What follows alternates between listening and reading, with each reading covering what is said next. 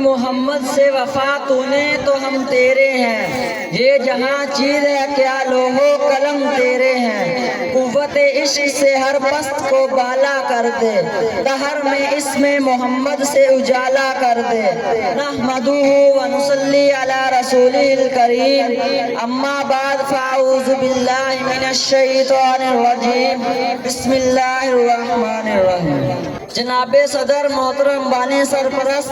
الحاج پیر رب نواز چشتی فاروقی، پرنسپل پیر شاہ نواز چشتی فاروقی، امام و خطیب جامعہ مسجد استاد حافظ پیر نور الحسن چشتی فاروقی، محترم اساتذہ اکرام اور میرے ہم مکتب عزیز ساتھیوں، السلام علیکم ورحمۃ اللہ وبرکاتہ۔ آج مجھے جس موضوع پر لب کشائی کرنے کا موقع ملا ہے، اس کا عنوان سیرت نبوی صلی اللہ علیہ وآلہ وسلم ہے۔ نگاہ عشق و مستی میں وہی اول وہی آخر، وہی قرآن وہی فرقان وہی یاسین وہی طٰہٰ۔ حضرت محمد صلی اللہ علیہ وآلہ وسلم ایسی ہستی ہیں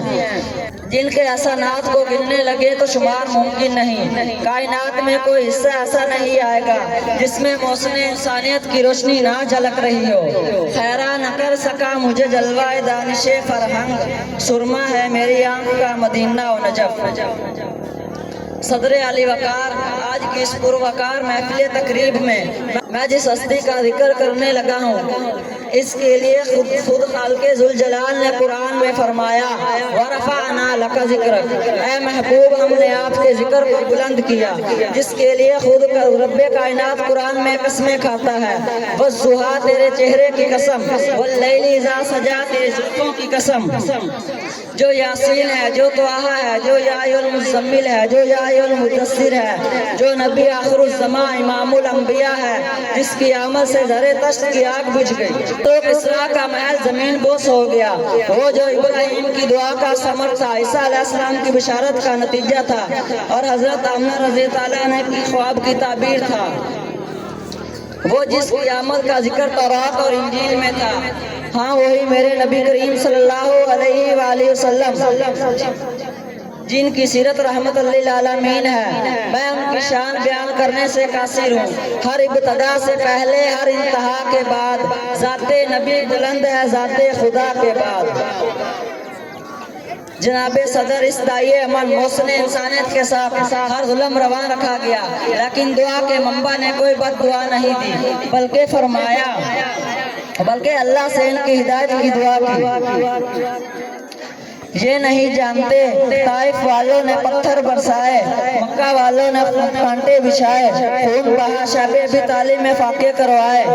سر میں خاک ڈالی گئی، چہرے مبارک پر لہو بہہ نکلا، لیکن آپ صلی اللہ علیہ وآلہ وسلم نے کسی سے کوئی بدلہ نہیں لیا، بلکہ اللہ تعالیٰ سے ان کی ہدایت کی دعا کی۔ جو نبی کریم صلی اللہ علیہ وآلہ وسلم ہمارے لیے رحمت للعالمین بن کر آئے۔ جب میں سیرت نبوی صلی اللہ علیہ وآلہ وسلم کے موضوع پر بولنے لگتا ہوں تو مجھے فتح مکہ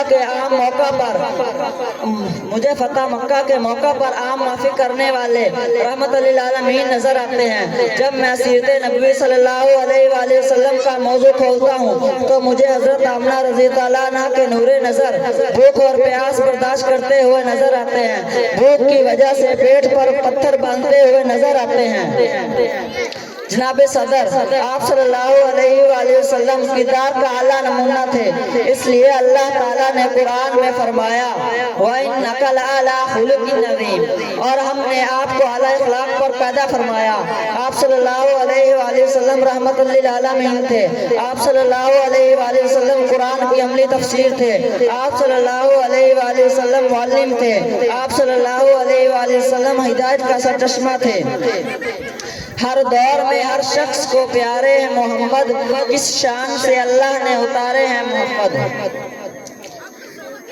صدر علی وقار، ہمارے بانی سرپرست الحاج پیر رب نواز چشتی فاروقی نے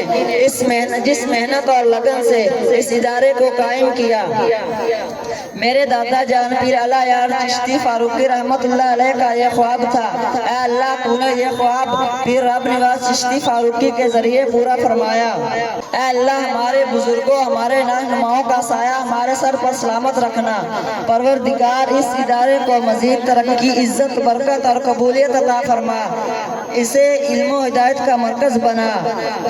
اسے قیامت تک علم و ہدایت کا چراغ بنائے رکھنا، حاسدین کے حسد سے محفوظ فرما۔ اے اللہ ہم سب کو نبی کریم صلی اللہ علیہ وآلہ وسلم کی